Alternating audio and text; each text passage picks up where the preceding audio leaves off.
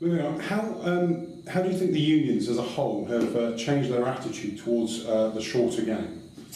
I think again you have to look across the piece really. I think dependent on the country that you choose to kind of focus or use as your example, it dictates that. I mean, if we take it closer to home, England, back in the days when I was involved with England, it was seen very much as part of the development pathway into the game of 15s. And you know, a number of the boys that you see running around on the 15 paddocks now have all done time on the 7 circuit and cited it as a massive part of their development pathway.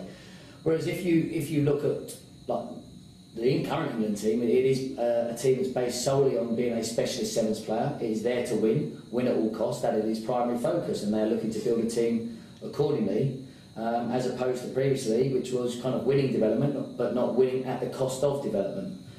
You then look wider around the countries, and you look at the likes of New Zealand, and they adopt it as a development pathway, as do Australia.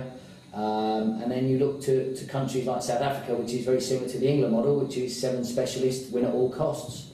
But where I think you'll see the biggest change is in these development nations, these Tier 2 nations, who realistically will never be in a position to compete with the 15s Super Rugby nations. So as a consequence, their seat at the table to compete at the top tier is at the sevens arena, whereby the technical parts of scrum and line out are taken out, as is the back three positioning and as such the more complex parts of the 15s game, which then strips it back to the raw credentials of the basics together with conditioning and fitness, which means then that you're able to compete and grow a system, because you need less players, in order to put yourself in a position to compete with the so-called Super Rugby nations.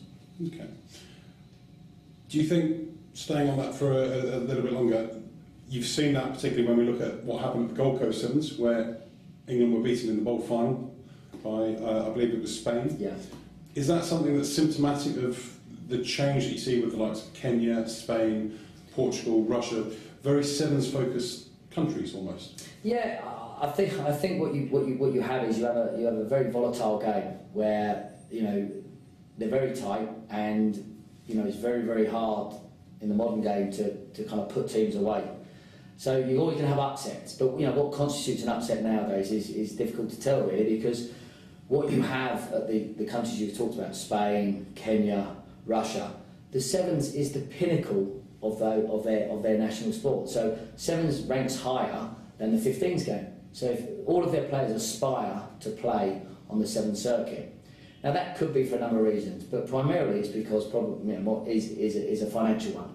Which if you compare that to the England model, the reality is that the players you have there are not players that will be able to make the grade in the 15s ladder now or ever, because they've not gone the development pathway model.